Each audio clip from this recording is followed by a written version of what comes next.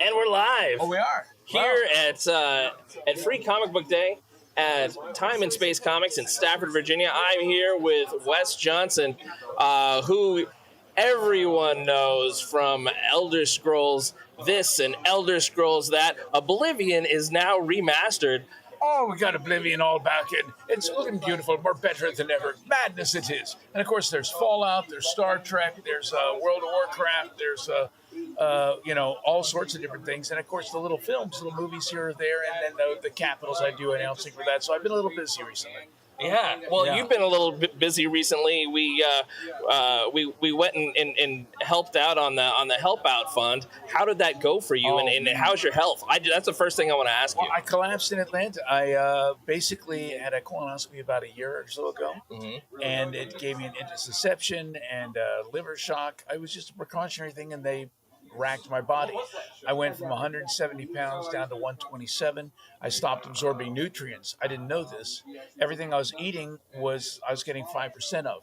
So when I went to Atlanta to do speak for the Alzheimer's Association, they had a big national thing there. I went to the hotel room, went to sleep, and didn't get up. They had to resuscitate me, put me on life support. I was on medically induced coma for about a week. My family started that GoFundMe as a funeral expense because they were told I wasn't going to make it.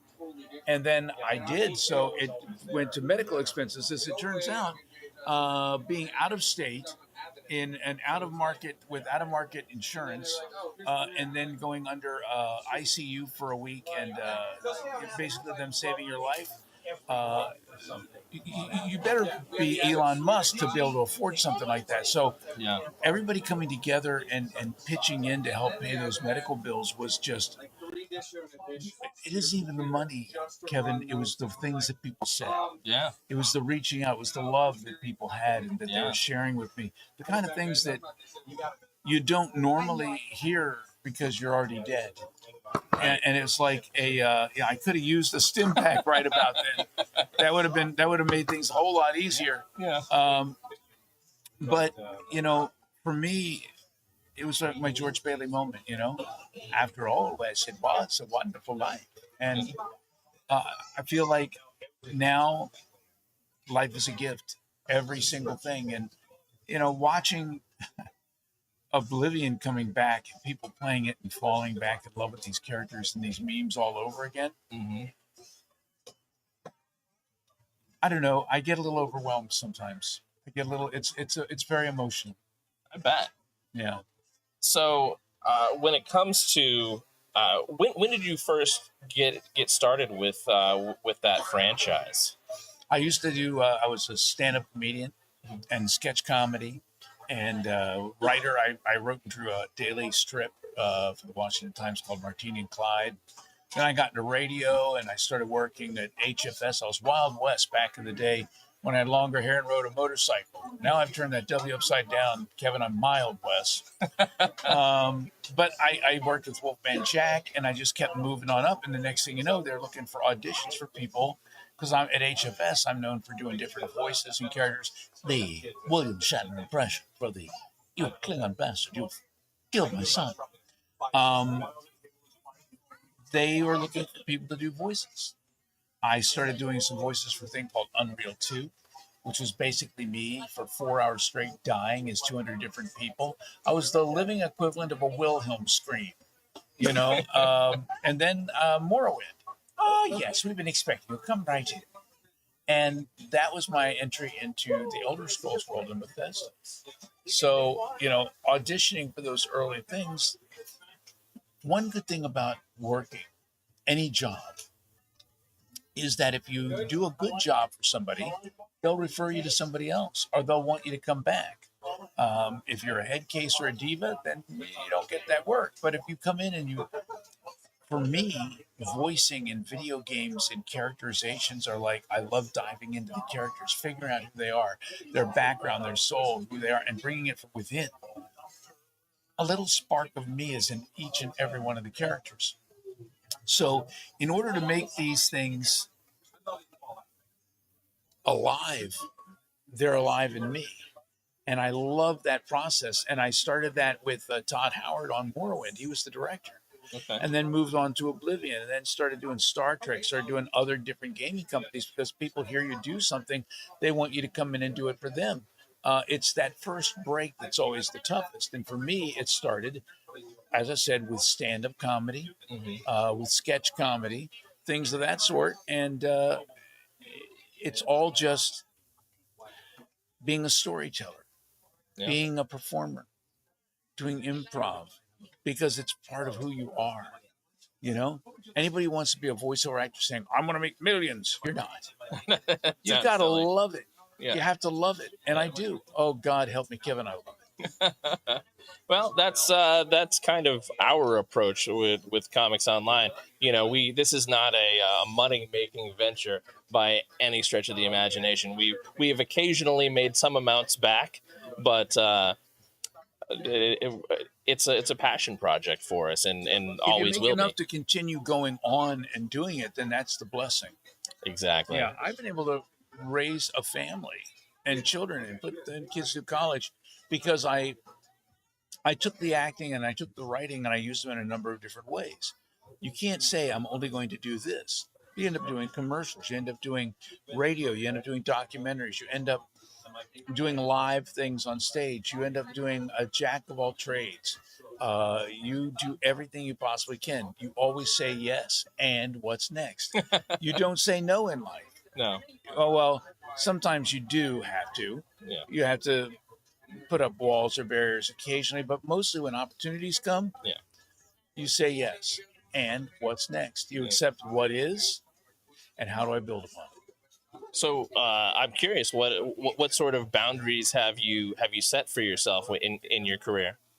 Initially, I just wanted to work, and I think that's the thing. You want to.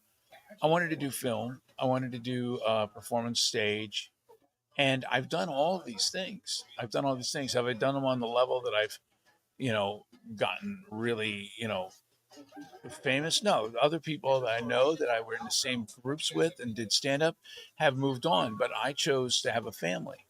I chose to have a wife and have three boys and to raise them. But to be able to do that and still be able to do the things that I've done along the way, that's what I call life. That's what I call a blessing. And having actually literally died in Atlanta, and seen the void and then be able to come back and see all this, we're all here right now. This is what we have. How does that affect you? How does that affect you in your everyday?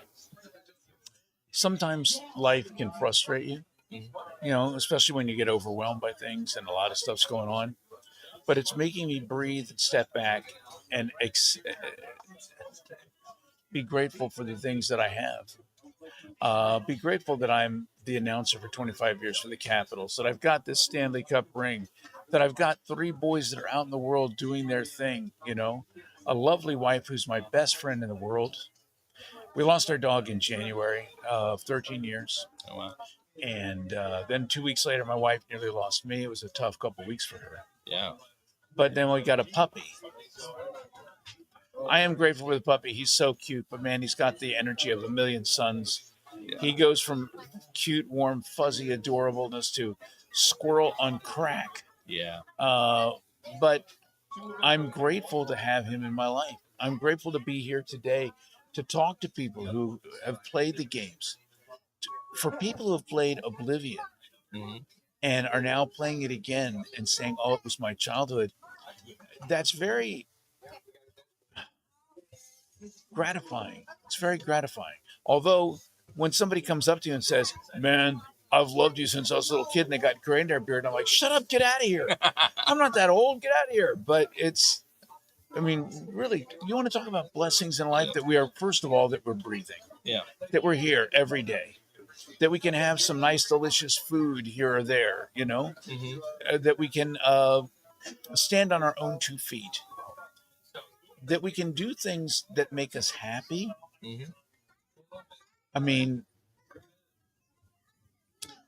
We all have things in our life that are going to be a drag. We all have things in our life that are going to be a hassle.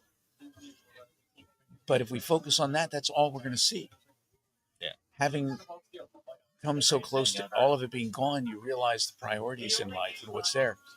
The things that you get, the monetary stuff, the possessions, I took none of that with me, man. Yeah. I took none of that with me, and I wake up, I didn't even have pants. So the thing is, you accept that this moment and the moments of joy, take them, because there's always going to be joy. There's always going to be pain. You choose what you focus on. Let's focus on the joy, man. I'm with you. These days, especially, I find it challenging. It can be, yeah. But I'm with you that's where we should be going. But we're always going to be challenged by stuff like that. There's always going to be it's a Larry David world, man. It's like Curb Your Enthusiasm. No matter how much you want to try to live your truth, there's going to be somebody else who's going to be like, no, I want you to live my truth. Everybody has their own big bag of neuroses, Kevin. It's not your responsibility to carry their bag. You got your own, right? That you are entirely right, sir. I want to talk a little bit about these games because, my wife Zoe and I play the hell out of Fallout. We play we have played through all the games. We're still enjoying 76. Luckily, they are continuing to add things. Yeah. I have not yet made it to your character in Starfield. But I have people sending me texts all the time, or Twitter and Instagram, and they're going, "Hey, dude, sorry, I had to shoot you in the face." Okay, I guess I accept your apology. That's just the way those things go. But the other thing beyond Fallout and also Ark, another whole game, and taming dinosaurs and all, that doesn't have any voice actors to speak of, except for I imagine there's about 2 people who make the grunts. Jan Johns can do every animal sound you want in the entire world. That's all you need is Jan Johns, and you've got an entire menagerie. There you go. But what we do all the time is Star Trek. Yeah. And I'm very interested in playing some of your Star Trek games. Where should I start? Star Trek Legacy is a great game because it's got all the different captains in it. And I got a chance to be a Klingon admiral who does those battles ship to ship with Picard. So I'm interacting with Patrick Stewart, which I also did in Oblivion in the remastered beginning. I'm one of the 2 guards that are with Patrick Stewart. We do a lousy job, spoiler. But, I never got a chance to meet him in person. That would have been lovely to do. That being said, having played all these different characters in Star Trek games, I recently got a chance they did a big fan film. Yeah, that live action thing where you're a Klingon. Farragut Forward. Yeah. Tell me about that. What's the premise? Farragut Forward has been around since they started doing the original series, and they built these sets. If you go to the Ticonderoga set and all this, these are the ones they built originally. Okay. They've been around. They look just like the original Star Trek series sets. And they did their own version of the Farragut. And then after several movies they did of that series episodes, they did the cartoon, and it looked great. They even got Tim Russ into it. They had special guest stars along the way. Then they did their final original series episode, and their special guest star for that was Stan Lee. So, I mean, they've been getting all these people. So they asked me to come in and be their special guest for Farragut Forward, which was their first foray into the movie series, the 80s. And they asked me to be a Klingon. So here I am. I've played Klingons in video games, and I've really loved and enjoyed it. Now I'm wearing the walnut forehead and all thing. The makeup looks fantastic. It's amazing. I saw that on your social media. That was just perfect, spot on. Yeah, you can go onto YouTube and watch the whole thing right now. And really? Yeah. Just the whole movie? Yeah, it's a whole hour. Farragut Forward. It's fantastic. A lot of fun working with those guys. They're doing a sequel now. They're going to do their own trilogy. And I think maybe then that'll be the end of it, and they may move on from there. But they rebuilt all the sets. There's a whole set for a Klingon ship, whole set for a bridge. It's been amazing. I did play an admiral recently in the sequel because I'm not a Klingon. I'm just an admiral, and they gave me this maroon monster. So I have a maroon monster uniform, which to me is like, as an old Star Trek fan from way back, come on, man. I mean, it's one of the prettiest outfits. I'm kind of thinking that I want to do the Admiral from the 800 years later. Yeah, And, yeah. That gray. I was like, oh, I think I've got the beard. I could play that guy. Well, but the Monster Maroons just look so fantastic. John Broughton is the guy who produced and does the whole thing, and he's been the captain, Carter, through all of this, and he's a great guy. And he also loves James Bond, and you should see his James Bond watch collection. I think John Broughton could take over the world if he wanted. The director of Farragut Forward was Johnny Karzai, Johnny K. And Johnny is fantastic. He did such a good job with this. It was a pleasure to be a part of it. It really was. So, I mean, to me, it was like Star Trek Fantasy Camp, you know? Yeah. So start out with Legacy. Now you're in one of the other ones, the mobile games as well, right? I am, and I'm not really sure. I can't remember. I can't remember the name of it right off the bat. I do remember Legacy, especially because they were talking about doing a new series called Legacy, and I was like, "Hey, I did that." And one of the things about Legacy was cool. Shatner hadn't signed on to do it to begin with. They had all the captains except Shatner. They asked me to do his voice. Oh, no kidding. Now, there are different Shatners. There's the William Shatner today, who's a little bit older. And then there's young Shatner, who's more Captain James D. Kirk at Starship Enterprise. And that's who I did. And I did that voice, and they used it for E3. And they took the gameplay to William Shatner and said, if you don't do it, we'll just go this way. And he was like, well, I can't let someone else play the captain. So it was like he threw a big paper mache rock off my chest. I was like a Gorn that he was battling. It was fantastic. And he took over and does the thing. So I'm like a bunch of different Starfleet characters throughout the game, but the Klingons were one of the big parts. But to be able to have done the Shatner thing, and I've met him a couple times. Yeah. In fact, I even gave him some of the Capitol stuff for his horse charity one year. Oh, fantastic! Yeah, we were lucky enough to finally get to talk to him. We got a brief interview right before the premiere of his documentary. Yeah. And that was dream come true. We've always wanted to talk to that guy, and there we finally did. Yeah, and the thing is, Shatner, you don't want to. He doesn't take fools lightly, but he also is not as curmudgeonly in person as people would lend you to believe. He's seen and had everybody want everything from him, so he's going to be naturally wary right off the bat. Yeah. Wouldn't you be? Oh, certainly. Yeah. And it was one of these things where I was trying to set up for this beautiful question, and he was on me so bad, busting my balls the entire time. That's what he does. He's great at it. And I was just like, all right, fall back. All right, I got a different question for you. And I gave him the softball instead, and he went with it and took it really far. And he was a really really nice guest. One of the best I had was Stan Lee. He was my first interview in radio. And I had a Marantz recorder, and we sat down for half an hour and chatted. And as I'm walking away feeling so great about it, I started to play it, realized one button was hit wrong. I had nothing. And I went back sheepishly, tail between my legs, and said, Mr. Lee, I'm sorry. And he goes, son, let's do it again. And he did it again. A couple of years later, I did a radio interview with him. Mm-hmm. And I found out that he couldn't get Stanley.com because there was a guy who ran Stanley Jewelry in Texas, and he had Stanley.com, so he had to go Stanley.net. Stanley had to go Stanley.net. And so he gets on the phone, and I'm like, is this Stan? Yes, sir. Stanley, you betcha. The jeweler from Texas? You son of a bitch. So the Stanley called me you son of a bitch, but in a joking way to me as a badge of honor. Oh, sure. He was a great guy.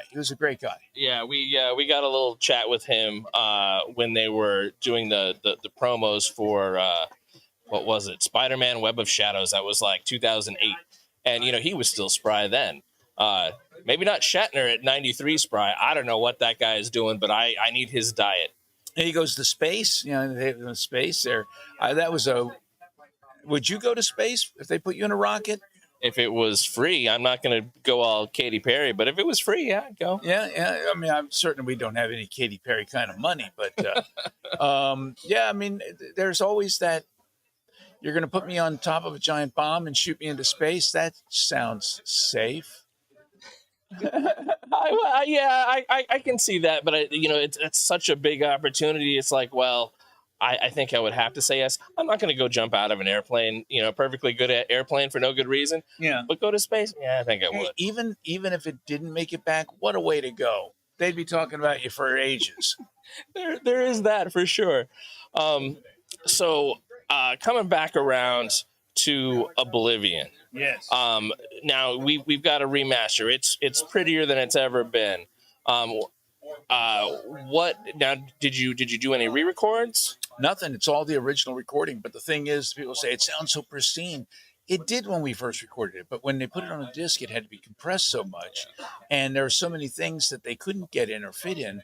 That's why you have so much expanded material now with the deluxe edition, because when you're downloading it online and you're doing Steam or you're going through Xbox or you're doing whatever you want to do, all the space in the world. It just depends on your hard drive on your console or your computer. There you go. Any advice to somebody who's new to that franchise? Make sure you go to the Shivering Isles. Make sure you go to visit Shea Gorath in his homestead. Do not kill Lucian LeChance when he wakes you up, because you'll lose out on all the Dark Brotherhood quests, which are some of the best in the game.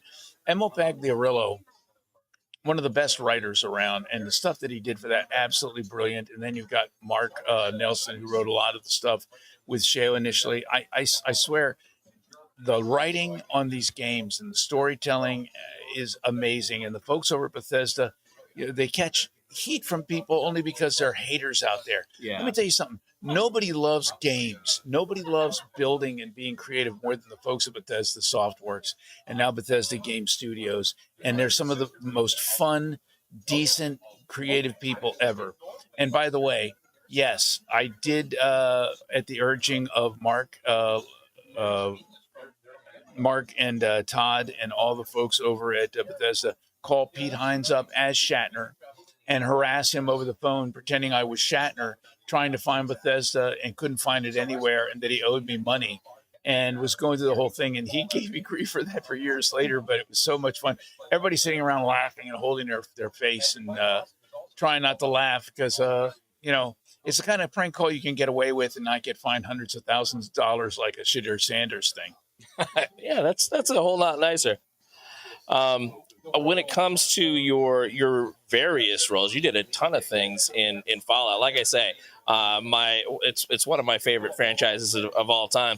What are your some of your favorite parts? Well, I mean, there's the Silver Shroud, which is, dear mistress of mystery, death shall come for you, evildoer, which is a cross between Orson Welles and Adam West in the way he portrays it. I love the old-time radio programs. That was so much fun to do. Mo Cronin from Diamond City, get yourself a nice swat. Hey, I understand you swing some hefty hickory, huh? Baseball, that's the way I play it. By the way, I really loved that short video you did. You were doing some small con in West Virginia, and then you had your shirt on and your swatter. Yeah. That was perfect. We were right there in front of the gorge. That's one of the things in Fallout 76. It's in real world. We were right there in front of it.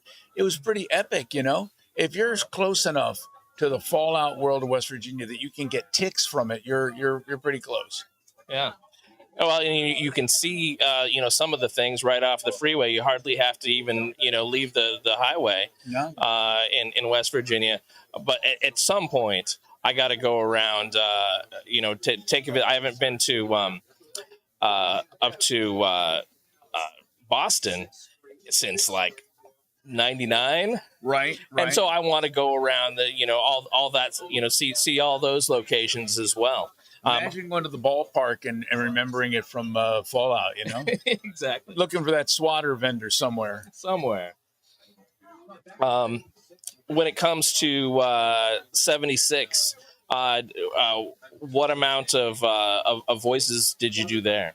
A number of different ones. All the Protectrons, obviously. The Protectron robots. Would you like a nice, refreshing Nuka-Cola? Love those. I love the one guy's Miguel is still dead. I started doing other different voices. I think I did Del Walsh. Did recently a thing of a park ranger. a Cowardly Park Ranger. I thought that was you. Yeah. And ESO, I've really loved doing. I did a character there. I've been doing a reprising Hermaeus Mora for the last 2 ESOs, Necrom and Gold Road. And in Gold Road, I played a character, Johannes Verlaine. And this was a guy who passed with unresolved things about his son. And I took that way to heart. Anybody who's ever been a parent, always, no matter how well you raise them, you always have regrets. Sure. And you tie into something like that, and it was so emotional. That is one of my most recent favorite things that I've done because people have reached out to me. And that's the thing. When people reach out, like from Starfield, and say they love me, but they hated Ron Hope, I did my job. Yeah. When they played Johannes Verlaine and it hits them in the heartstrings like it hit me, and it was very emotional when I did it. Yeah. That's very gratifying. And to work with people like the director for that, DB Cooper, she was wonderful. We talk about like it's like a dance, like a tango, and you're marrying each other and mirroring each other. And it depends upon who you're working with. I mean, Mark Lampert was always wonderful. So many different directors along the way, but Mark and DB are probably a couple of my favorites. Very nice. So, do you have anything you can talk about that's coming up next? Well, right now we're still on strike, because of AI protection, and we're trying to get. All we want is for the corporations to say yes, you own your voice. We will get permission from you. You will get compensation. We're not totally against AI because we understand technology moves forward, but nobody wants them to take your voice and create something without you. I don't think they're going to bring the soul that's necessary. They're not going to bring the soul that's necessary to the roles. It's a little dead inside. So I'm hoping that we can get things worked out because I want to get back to work. I miss all my friends. No doubt. Well, hey, Wes, thank you so much for your time today. Wes Johnson, everybody. You could be seen next. I can be seen next in, go check out Farragut Forward. You can also... I mean in person. Oh, in person. I'm going to be out at the Caps games. Rocking the red, unleashing the fury. Caps going to making their way towards the Stanley Cup Finals. We're heading into round 2, man. So that's keeping me fairly busy. There you go. Yeah. Thank you so much. Cheers, bud. All right.